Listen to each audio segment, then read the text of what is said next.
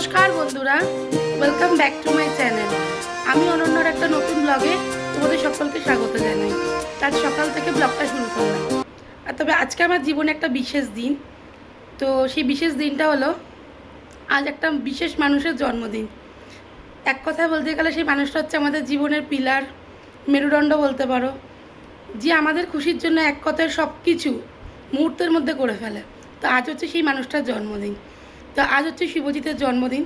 তো সেই উদ্দেশ্যেই বাড়িতে আর কি একটু ছোটো করে ঘরোয়া আয়োজন করা হচ্ছে। বাঙালিদের যেভাবে আর কি দুপুরবেলার জন্মদিনের আয়োজন হয়, ঠিক সেইভাবেই আয়োজন করা হচ্ছে। তো চলো তোমাদেরকে দেখাবো আজ শুভজিতের জন্মদিনে বাড়িতে ওরই সব পছন্দের রান্নাবান্না হচ্ছে আর কি রান্না করছি। তো আজ কার জন্মদিন বিমান? বাবা। তো কী বলবে? Happy birthday. তো চলো আজ এই ছোট্ট ব্লগটা আমি এখান থেকেই শুরু করলাম, তোমরা আমার সাথে দেখতে থাকো।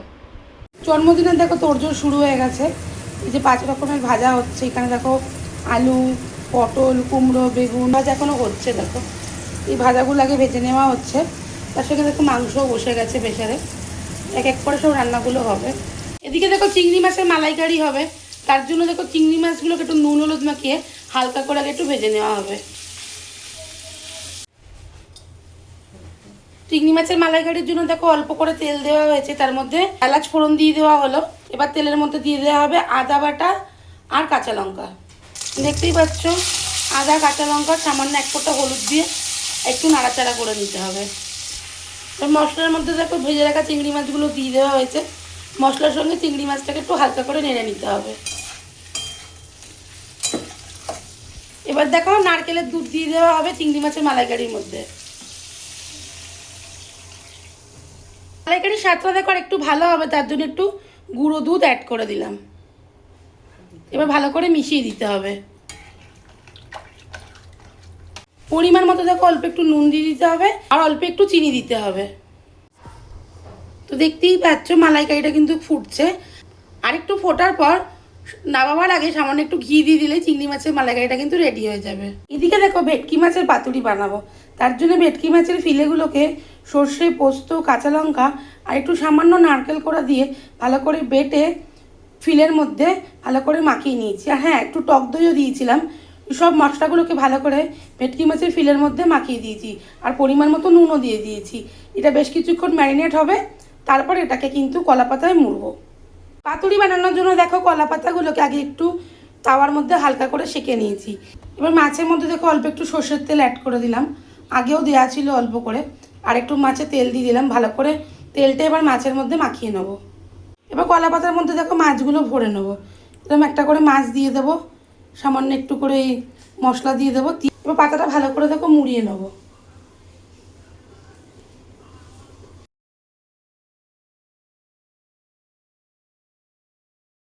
চারদিকটা ভালো করে মুড়িয়ে তোমরা কাঠি দিয়েও আটকাতে পারো, বা আমরা দেখো এরকম সুতো দিয়ে কলা পাতার মধ্যে মাছটাকে এরকম বেঁধে নিচ্ছি, তাতে ভাজার সময় কি আর মাছটা খুলে যাবে না। তো এইভাবেই দেখো প্রত্যেকটা মাছকে কিন্তু আমরা ভালো করে কলা পাতায় মুড়িয়ে নেবো। পাতুরি ভাজার জন্য দেখো কড়াইতে সরষের তেল দেওয়া হয়েছে। এবার পাতুরিগুলোকে ভালো করে ভেজে নেব। এবার পাতুরিগুলোকে এপিট ওপিট করে ভালো করে কিন্তু তেলে ভেজে নিতে হবে। দেখো ভেটকি মাছগুলো কিন্তু ভাজা চলছে এদিকে, আর এদিকে দেখো খাওয়ার থালা সব সাজানো গোছানো চলছে। দেখো ভেটকি মাছগুলোকে ঠিক এইভাবে ভেজে উঠিয়ে নেওয়া হয়েছে। তো চলো থালাটাকে ভালো করে গুছিয়ে নেওয়া যাক। তো দেখো বিমান ওর নিজের ছোট্ট হাতে ওর বাবার জন্য সামান্য একটু আয়োজন করেছে, বেলুন ফুলিয়েছে, হ্যাপি বার্থডে লাগিয়েছে আর কি ওর পক্ষে যতটুকু সম্ভব। তার সঙ্গে দেখো একটা ছোট্ট কেকেরও অ্যারেঞ্জমেন্ট করেছে, যে ওর বাবা এসে এখন কাটবে। দেখতেই পাচ্ছ সব নিজেই করেছে।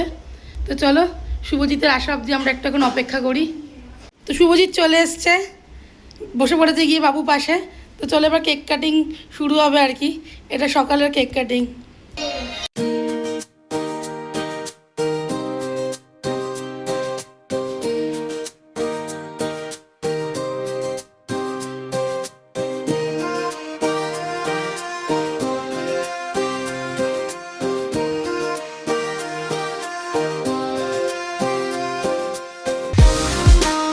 দেখো আজ দুপুরের মেনুতে রয়েছে সাদা ভাত, 5 রকমের ভাজা, তার মধ্যে আছে আলু ভাজা, বেগুন ভাজা, উচ্ছে, কুমড়ো আর পটল। এদিকে ডাল রয়েছে, মাছ ভাজা, ভেটকি মাছের পাতুরি, খাসির মাংস, চিংড়ির মালাইকারি, ওদিকে আচার আর পায়েস। তো এই ছোট্ট আয়োজনটুকু আজ দুপুরের দেখো। তো ভাতের থালা দেখো আমরা রেডি করে দিয়েছি। তো শুভজিৎ দেখো দুপুরবেলা খেতে বসে গেছে, এবার মা ওকে একটু আশীর্বাদ করছে।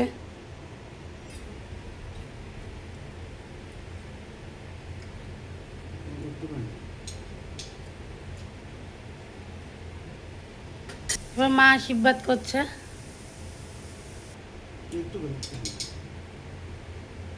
কি গো বাবা করছে এবার আশীর্বাদ। এদিকে দেখতে পাচ্ছ বিভান সোফায় খাবার নিয়ে চলে এসছে, টিভি দেখবে আর খাবে। কি রে ভালো লাগছে? ঝাল লেগেছে নাকি? কিসে ঝাল লেগেছে? আচ্ছা পাতুরিতে একটু ঝাল হয়েছে, বাকি সব ঠিক আছে, খেয়ে নে। তো চলো এবার দুপুরে খাওয়া দাওয়াটা করে নেওয়া যাক। তো এই ছোট্ট ভিডিওটা এই অবধি। তোমরা সবাই ভালো থেকো, সুস্থ থেকো। তো আবার একটা নতুন ব্লগে তোমাদের সকলের সঙ্গে আবার দেখা হবে। চলো টাটা, বাবাই।